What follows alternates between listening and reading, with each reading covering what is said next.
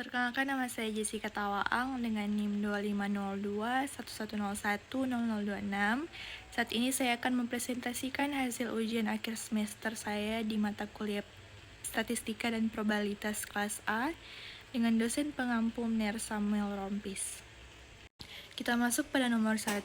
Di sini sudah ada tabel dengan satu variabel terikat yaitu Y dan dua variabel bebas yaitu X1 dan X2. Dengan instruksi di sini, tambahkan semua nilai yang dicetak tebal pada tabel di atas dengan angka terakhir pada NIM.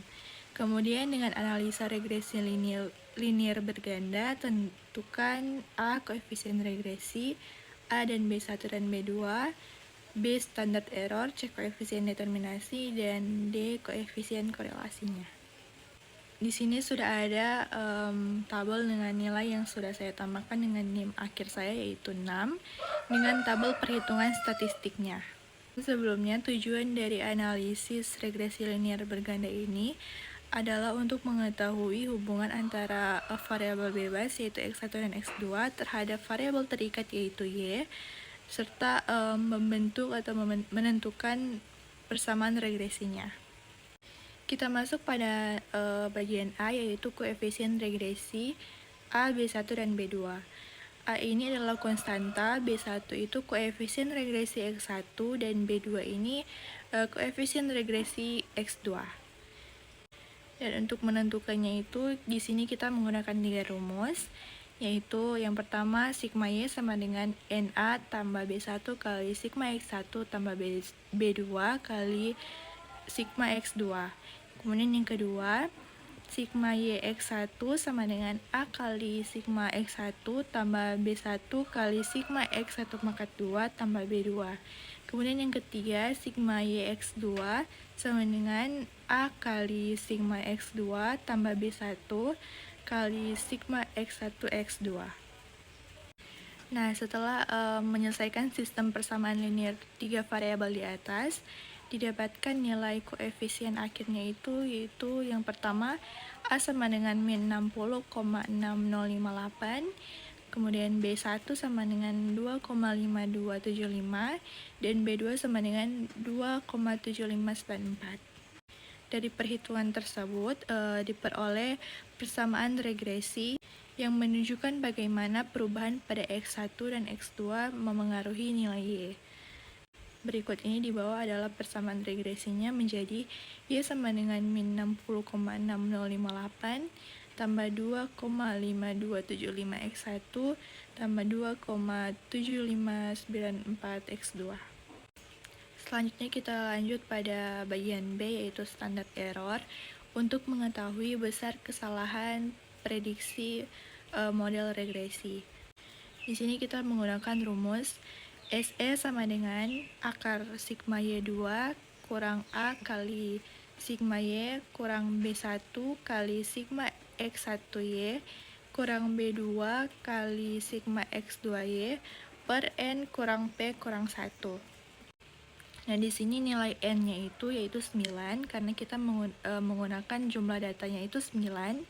Kemudian P-nya itu 2 karena terdapat 2 variabel bebas, sehingga N kurang P kurang 1 sama dengan 9 kurang 2 kurang 1 sama dengan 6. Nah, setelah disubstitusikan nilai-nilainya, nilai akhirnya yaitu SE sama dengan akar 3576,7327 per 6 sama dengan akar 596,1221 sama dengan 24,4156.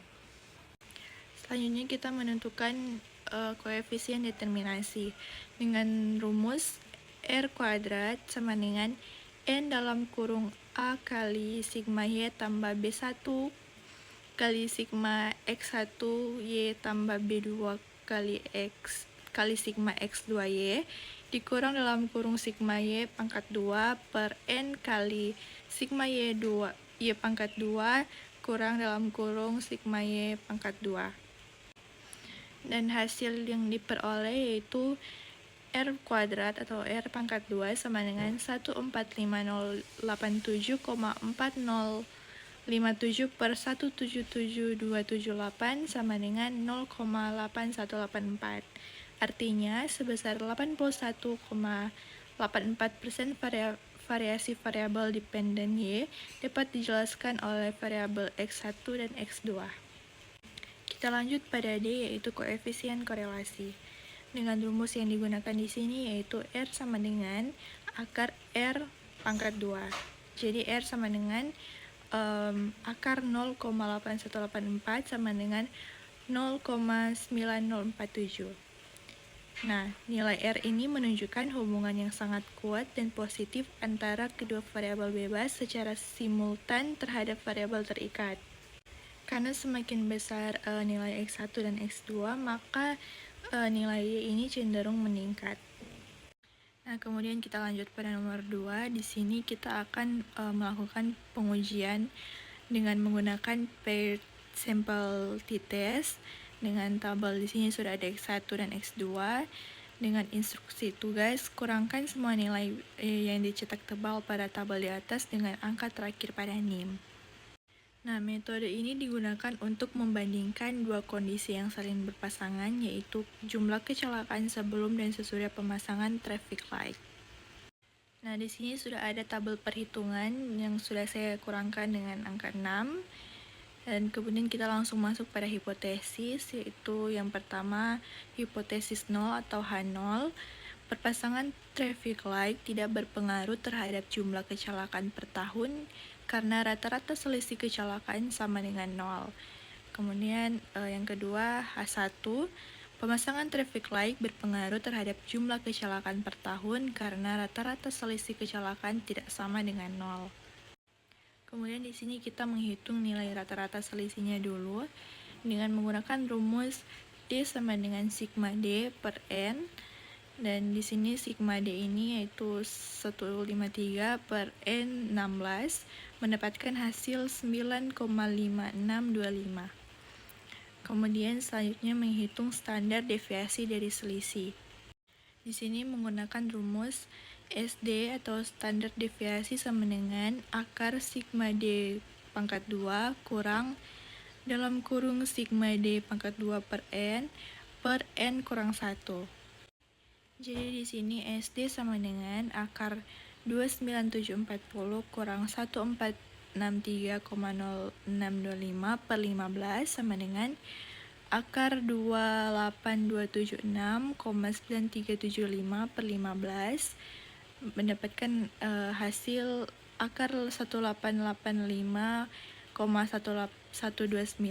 atau 43,418.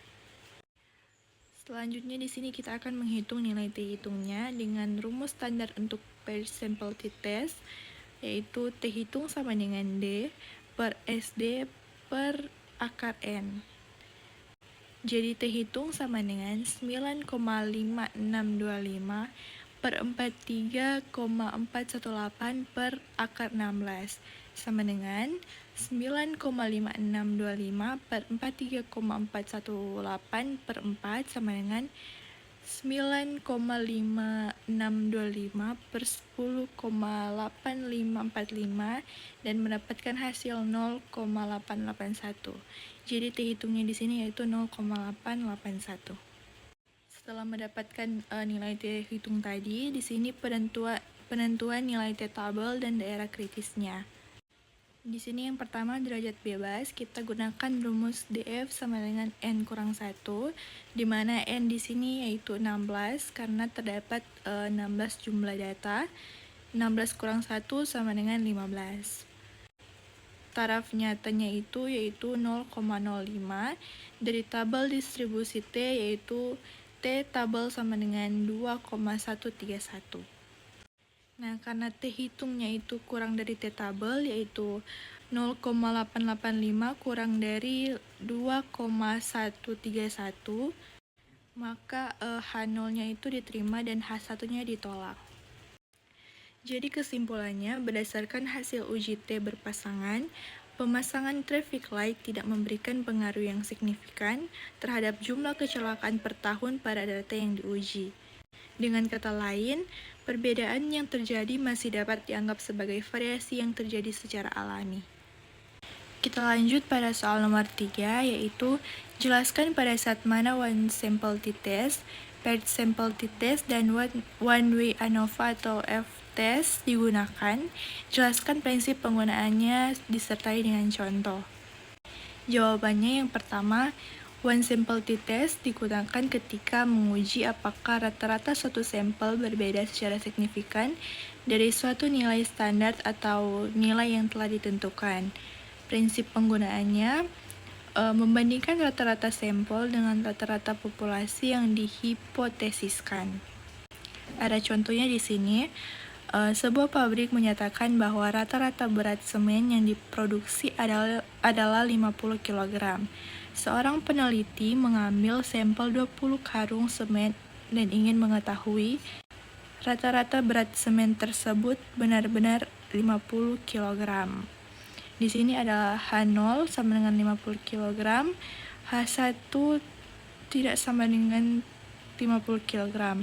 Karena hanya ada satu kelompok sampel yang dibandingkan dengan nilai standar yaitu 50 kg, maka digunakan one sample t-test.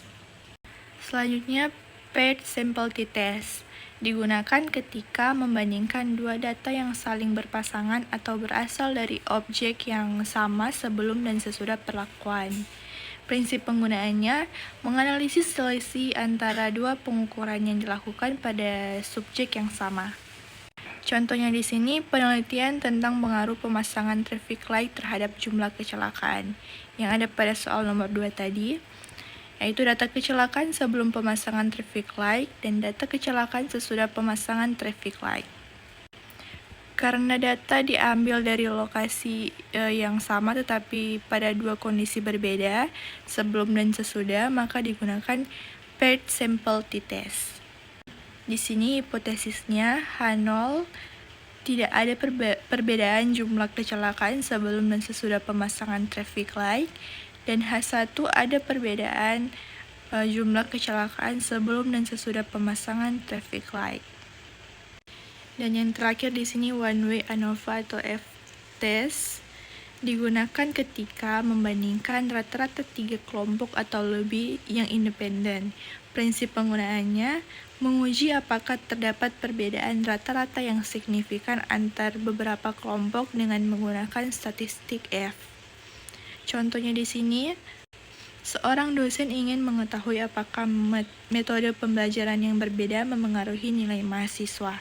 Di sini ada metode 3 kelompok, metode A, ceramah, metode B, diskusi, metode C, praktikum. Rata-rata nilainya metode A sama dengan 72, metode B 78, metode C 85. Hipotesisnya di sini H0 semua rata-rata sama, H1 minimal ada satu rata-rata yang berbeda. Karena membandingkan lebih dari 2 kelompok, maka digunakan one way ANOVA f-test atau f-test. Oke, sekian presentasi dari saya. Terima kasih.